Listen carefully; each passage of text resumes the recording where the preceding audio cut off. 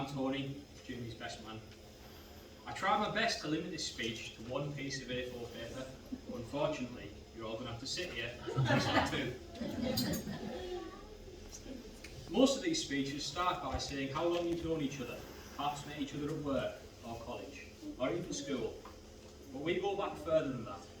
We've known each other since 1994, when my mum and Jamie's grandma, Anne, used to take us both to a playgroup for toddlers. It was the start of a great friendship that has lasted for over a quarter of a century and counting. Now, I'm quite a nerd for stats, so I did some quick maths earlier, and I worked out that we've known each other for roughly 96% of our lives. Now, 96% is quite close to 100%, and there's something here today that represents 100%. Believe it or not, ladies and gentlemen, Rachel represents 100% of Jamie's dating history.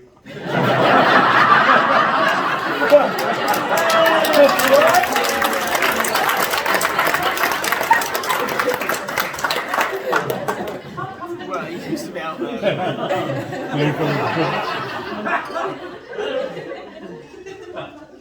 The only proper girlfriend he's ever had. And that can't come as any surprise. I mean, look at him.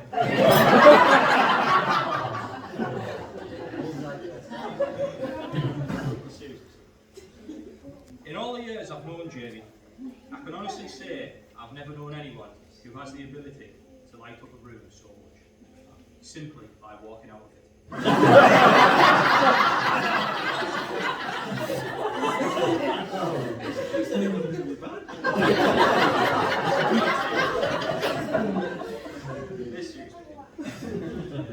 If you could go back in time 20 years, no one would ever have thought that today I'd be stood here as his best man.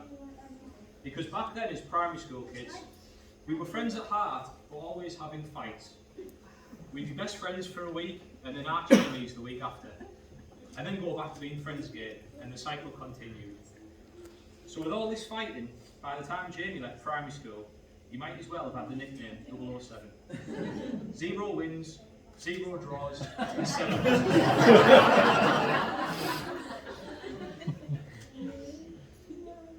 If you don't already know, Jamie is into his gaming. Like, really into his gaming. And if it was legally possible to marry a computer, I reckon that Jamie's beloved PC setup would be sat in that chair today.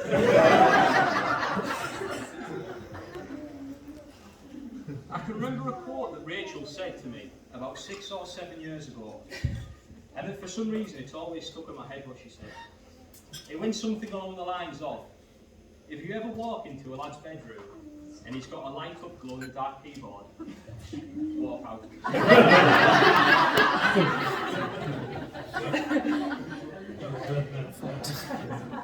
And I've been thinking about that quote. Here you both are today, all these years later, getting married. Rachel stuck around. Clearly, glow in the dark in the bedroom is something that you both just have a soft spot.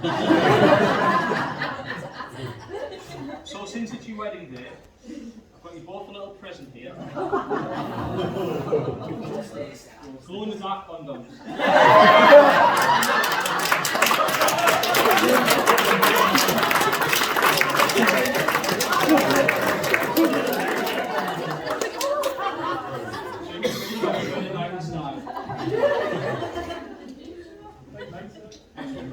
Extra small, yeah?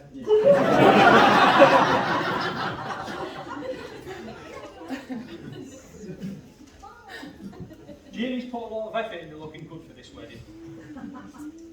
We went for a meal 6 weeks ago at the Bay Horse in Great Broughton, which was a fantastic parlour. Bear in mind we were on the beers, I thought, yeah, we'll both be having a parlour, no questions about it. But to my amazement, Jamie ordered sea bass with new potatoes. And that's when I realised he's actually taken this getting into shape business for his wedding quite seriously.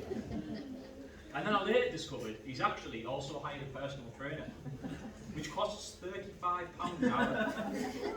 And at some of the sessions, rather than going to the gym, Jamie actually goes around this personal trainer's house. Now Rachel, if I was you, I'd be a little worried as his wife that your husband is going around another bloke's house and paying £35.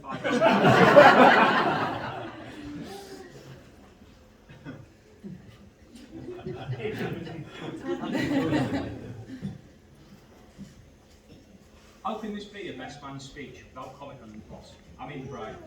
And how beautiful she looks. And fair play, Rachel, you do look absolutely amazing. But not quite as good as Jamie looked in his bridal dress. Strutting around the streets of Amsterdam on his stag do back in October. The 2 nights in Amsterdam were a great laugh. Jamie's dad and Rachel's dad, both called Steve. I think it's fair to say they enjoyed themselves too. While one Steve was busy busting moves on the dance floor, the other Steve was busy busting chairs.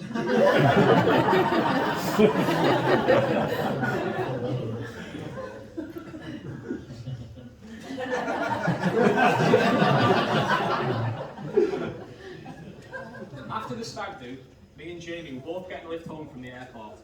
I was in the front and Jamie was in the back. We'd only been driving 2 minutes and he asked if he could open the window. So picture the scene, it's 9 o'clock on a Sunday morning, going down the A66, and Jamie's got his head hanging out the window like a dog. And it was in that moment that I looked behind me, seeing how rough he was, about to throw up any second. I thought to myself, he's had a good stag do. And if anyone wants to see just how fabulous Jamie did look in that dress, I've got a few photos printed out, and I'm going to stick them up around the place later on. Keep an eye out for them if you fancy a laugh. Right, now on to serious stuff. For all the years that we've known each other, and all the memories we've shared, I truly have to put my hand up and admit, he's one of the funniest, most caring, loyal, optimistic, honest, dependable, and down-to-earth people that I've ever met. It's a pleasure to have known Josh for all these years.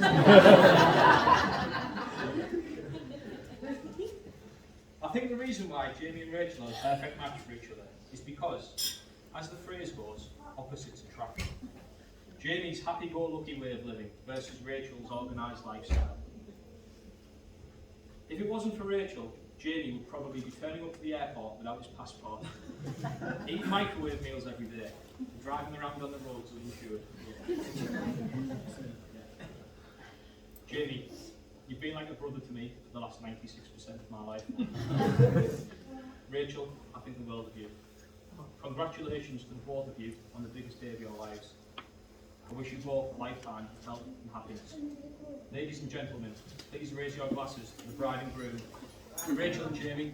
Rachel and Jamie.